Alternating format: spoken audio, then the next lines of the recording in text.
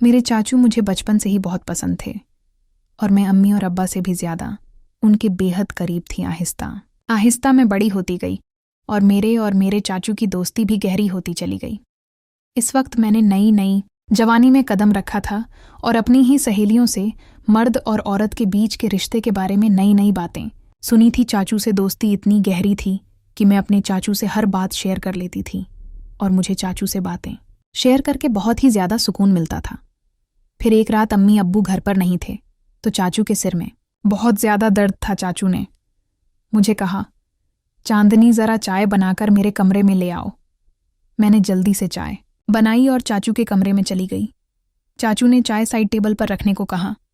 मैं चाय टेबल पर रखकर वापस जाने लगी थी कि चाचू ने मुझे पकड़ लिया और कहने लगे कि आज घर पर कोई भी नहीं है, तुम्हें अपने कमरे में डर लगेगा, इसलिए आज मेरे पास ही लेट जाओ, तुम्हें एक वीडियो दिखाता हूँ। चाचू ने मुझे अपने बिस्तर पर लेटने को कहा। मैं चाचू के बिस्तर पर लेट गई। चाचू मुझे वीडियो दिखाने लगे। उस वीडियो को देखकर मेरे अंदर अचानक से बेचैनी होने लगी और फिर चाचू मुझसे बोले, चलो हम दोनों भी मिलकर ऐसे ही हेलो दोस्तों, स्वागत है आप सभी का हमारी एक और रोमांचक कहानी में। उम्मीद करती हूँ कि आपको यह कहानी बेहद ही पसंद आएगी। मेरा नाम चांदनी है और मेरी उम्र 15 साल है। अभी मैंने 9th क्लास पास की है। मुझे पढ़ने का बहुत शौक था, लेकिन मेरे अब्बू मेरे पढ़ाई के खिलाफ थे। मैंने अम्मी और चाचू से कहा कि मैं आगे पढ़ना चाहती हूँ, तो आप दोनों प्लीज़ मेरी मदद करो और मेरे अब्बू को राज़ी करो। अम्मी ने अपनी तरफ से बहुत कोशिश की, लेकिन अब्बू नहीं मान रहे थे क्योंकि उनका कहना था कि आजकल कॉलेज में पढ़ाई कम और आशिक ज़्यादा चलती है। तभी मेरे चाचू ने अब्बू को समझाया और एक तरफ से मेरी गारंटी ले ली कि मैं ऐसा कुछ भी नहीं करूँगी और सिर्फ पढ़ाई करूँगी। तब जाकर अब्बू मेरे कॉलेज जाने के लिए मान गए और चाचू से कहा कि आज से चांदनी की जिम्मेदारी तुम्हारी है। अगर उसने कुछ भी उल्टा सीधा काम किया तो जिससे इस घर और ख़ानदान की कोई दाग लगा तो चांदनी के साथ साथ तुम्हारी भी खैर नहीं। चाचू ने अब्बू से कहा कि भाई जाना फिक्र ना करें, मैं चांदनी की हर हरकत पर नज़र रखूंगा। मुझे इस वक्त पता नहीं था कि चाचू के दिल में क्या है और वह मेरी इतनी हिमायत क्यों कर रहे हैं। लेकिन मज़े की बात तो ये हुई थी कि मैंने कभी सोचा ही नहीं था कि मेरे चाचू से दोस्ती इतनी आगे तक चलती जाएगी। फिर कुछ ही दिनों में चाचू ने मेरे साथ जाकर मेरे कॉलेज में दाखिला करवा दिया। पहले तो मैं खूब दिल लगाकर पढ़ाई करने लगी और कॉलेज में किसी के साथ ज़्यादा फ्री नहीं होती थी। जो भी कॉलेज में होता वह रात को मैं चाचू को घर आकर बता देती। चाचू भी मेरे साथ बहुत ही ज़्यादा फ्री होने लगे थे और मुझे लगता वह मुझे बहुत ही अजीब नज़रों से देखते हैं क्योंकि मेरी चाची गांव में रहती थी और चाचू नौकरी के सिलसिले में हमारे घर पर ही रहते थे। फिर कॉलेज में मेरी दोस्ती एक लड़की से हो गई जिसके साथ दोस्ती करने के बाद मेरी ज़िंदगी बदलने लगी क्योंकि इस सहेली ने मुझे बताया कि उसकी मंगनी हो चुकी है। उसने मुझे एक दिन अपने मंगेतर से मिलवाया भी था। मेरी सहेली ने मुझे बताया कि हमारी अब शादी तय हो चुकी है, इसलिए हम दोनों एक दूसरे के साथ सारी हदें पार कर चुके हैं और अब हम दोनों में कोई पर्दा नहीं है। इसके बाद मैं अपनी सहेली से वह सब कुछ जानने की कोशिश करती जिससे जानने के शायद बाद मेरी भी उम्र भी नहीं थी, या फिर मेरी उम्र ऐसी थी कि मैं ये सब बातें जानकर आसानी से गलत रास्ते पर चली जाती। और फिर ऐसा ही होने लगा। मुझे भी उन बातों में दिलचस्पी होने लगी। मेरी किसी भी लड़के से तो दोस्ती नहीं थी, इसलिए मैं जब भी ऐसी बातें सोचती तो मेरे दिमाग में खुद बखुदा और फिर मैं अपने दिमाग को झटक देती और खुद को कहती कि चांदनी, ये सब क्या है या क्या बेहुदा बातें सोच रही हो, वह मेरा चाचू है। लेकिन फिर चाचू की बातें और उनका रवैया भी मेरी सोच को बढ़ावा देता रहता था। लेकिन चाचू के दिल की बातें मैं अभी तक जान नहीं पाई थी। कभी कभी तो मुझे लगता था कि वह भी शायद मेरे बारे में यही सब सोचते होंगे, लेकिन कभी कभी उनका रवैया मुझसे बहुत ज़्यादा सख्त हो जाता था और वह मुझे याद दिला देते थे कि तुम्हारे अब्बू कितने सख्त हैं और अगर तुमने कोई भी गलती की तो तुम्हारे साथ साथ मेरा भी बुरा हाल कर देंगे उनकी। यह बातें सुनकर मैं खुद को कंट्रोल करती, लेकिन कहते हैं ना कि जवानी तो अंधी होती है। जवानी तो ऐसी ही है जैसे सर्दी में आग जल रही हो तो हाथ गर्म कर ही लिया जाता है। मैं जैसे ही कॉलेज जाती फिर वहीं सब बातें सुनने को मिलती। फिर मैं कॉलेज से घर आकर अपने दोस्तों की बताई हुई बातों को सोचने लगती। उस दिन मेरे चाची जॉब से घर वापस आए तो आकर बैठ गए और कहने लगे, क्या सोच रही हो चांदनी? वह भी इतनी गहराई से। मैंने चाचू की तरफ एक अदा से देखा और उनसे कहा, चाचू, आपको पता है मेरी दोस्त ने मुझे आज क्या बताया है? हर बार की तरह आज भी मैं चाचू से अपने दिल की बात शेयर करने लगी। मेरे बचपन से आदत थी कि मैं अपनी हर बात चाचू को बताती थी, फिर वह चाहे कैसे भी बातें क्यों ना हो। चाचू भी मुझे ऊपर से नीचे तक देखते हुए बोले, हाँ बताओ, क्या बताना है तुम्हें? तुम्हारी दोस्त ने तुम्हें क्या बताया है? मैंने उन्हें कहा, मेरी दोस्त मुझे बता रही थी कि इंटरनेट पर बहुत ही किस्म की वीडियोस होती हैं, जिन वीडियोस में हर तरह की मामूला मिल जाती हैं।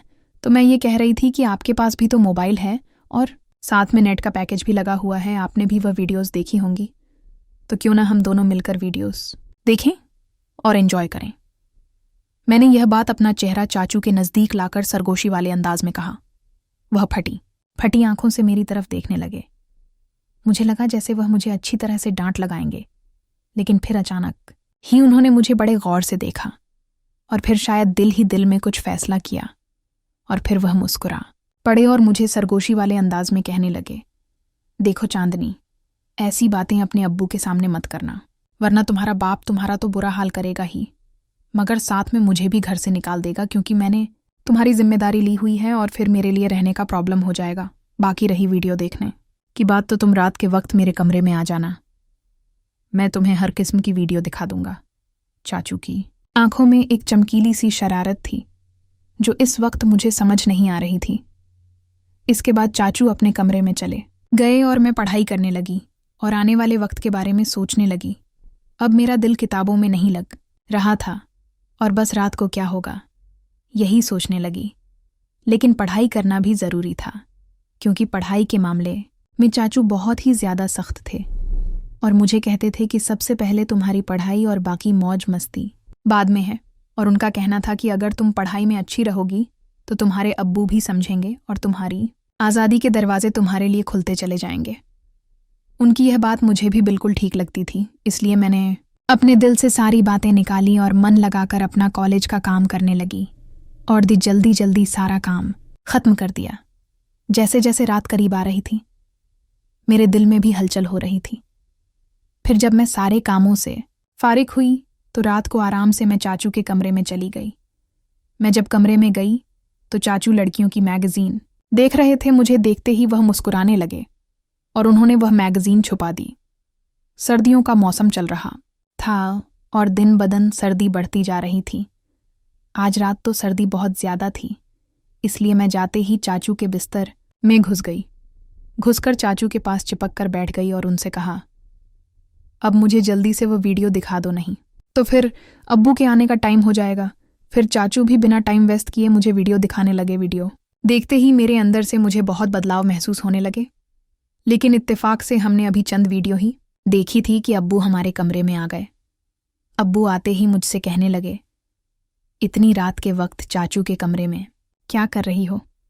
चलो अपने कमरे में चली जाओ। अब्बू बहुत ही सख्त मिजाज के थे और मैं काफ़ी डरती थी, तो जैसे ही अब्बू ने सख्त अंदाज में कहा, मैं सब कुछ भूल गई और जल्दी से अपने कमरे में आ गई। मैंने सोचा जैसे ही अब्बू चाचू के कमरे से निकलकर अपने कमरे में जाएंगे तो फिर मैं सोच चाचू के कमरे में चली जाऊंगी।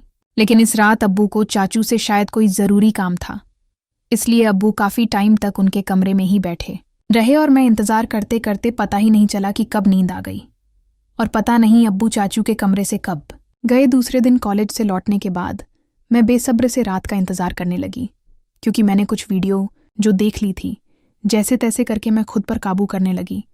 और जब टाइम हुआ तो चाचू के कमरे में वीडियो देखने के लिए चली गई। मगर यह क्या? चाचू ने कहा, अभी मैं अपने ऑफिस का काम निमटाला करो, तुम थोड़ी देर के बाद मेरे कमरे में आ जाना, मैं तुमको वीडियो दिखा दूंगा।